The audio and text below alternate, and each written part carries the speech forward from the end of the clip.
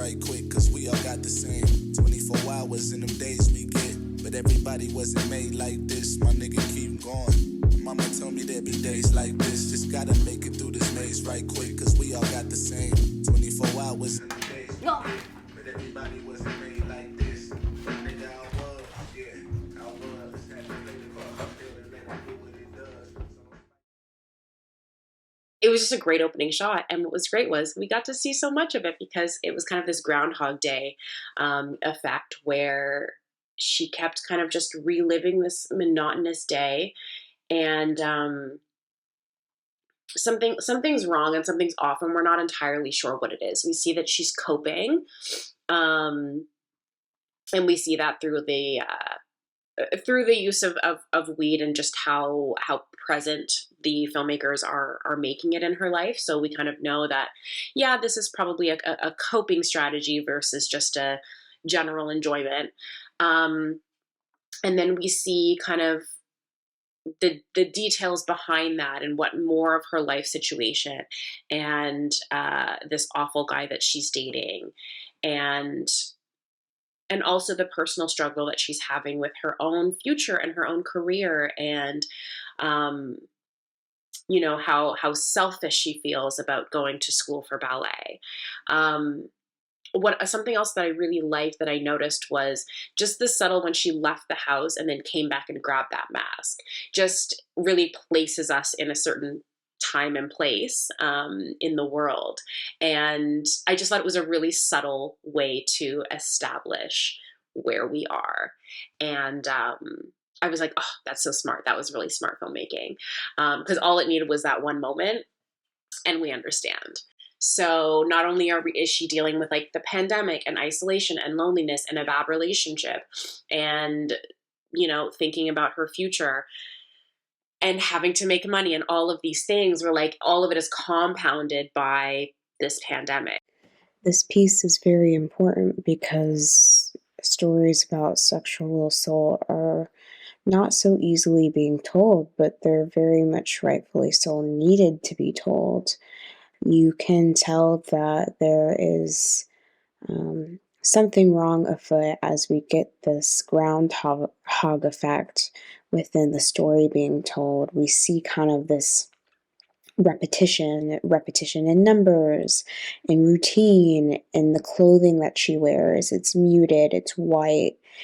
It's kind of, you think of white, you think of sterile, you think of pure, and there's a little something off kilter about it, even within the color grading of the film.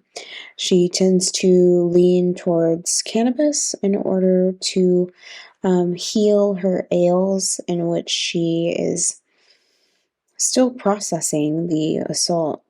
And it isn't until a little bit into the film that we see these moments of red, this moment of passion, which turns into anger, right?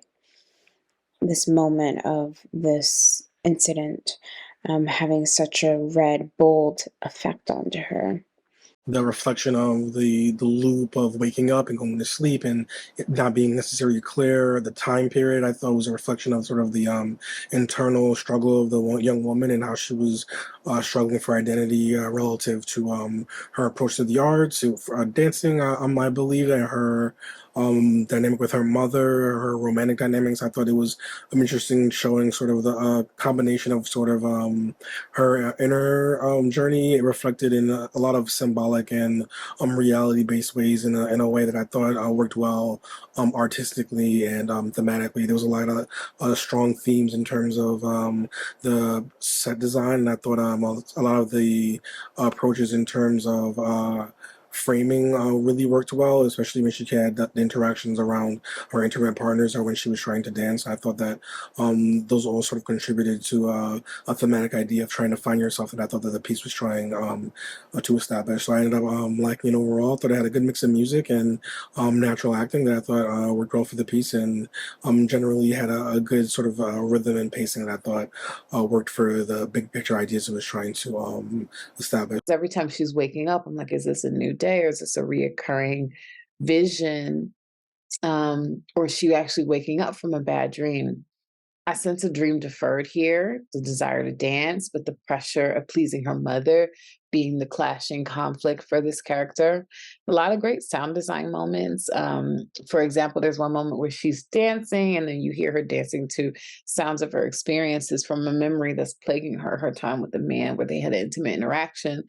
And it didn't seem like she was fully consenting when it came to this interaction. She does confront him, which feels like a release for her. But one thing I noticed was the constant here is the marijuana, and it isn't called out until her friend calls it out in one of the later scenes, but it is a constant that you see throughout, and it gives me a sense that she's meaning to forget something. She wants to numb herself from something. And I think that she gets her full release and maybe gets to the point where she no longer needs it when she finally faces her mother and in turn allows her own desires to be at the forefront by admitting to her mother, yes, I got into the school. Yes, I know that that's something you want, but this is what I want to do. Instead, I want to dance. I really like the use of color because the house Amber lives in is completely white. Her outfit is completely white. Her friend's Jack clothing is, or his shirt at least, is like a light blue. He happens to be the nicest person for her. The guy she hooks up with is in monochrome. He happens to be the worst person for her. And the scene that the whole scene of them in the bed when they hooked up is yellow, which clashes with the white of the house she's in. And then the mailbox is red, and that's where she receives her rejection letter to the ballet school. And it's just a really good use of color and symbolism in this film. You have the violence, her abusive boyfriend, and this girl she has dreams. She wants to enter in a ballet academy, but when that happens, she doesn't want to go in anymore.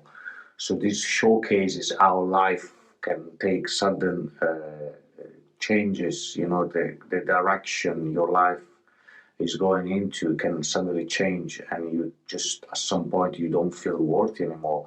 I think is the premise and the plot are very powerful and make you stop and think that sometimes you might end up losing your way, might end up even though you are succeeding, you might not recognizing that, and that's when you need to stop and you need to think and remind yourself that you are worth it. So overall, this was a very well done shot with a great acting, absolutely, and I really love the cinematography. Very monotonous and repetitive and dull. The first few scenes feel like they might be the same day on repeat.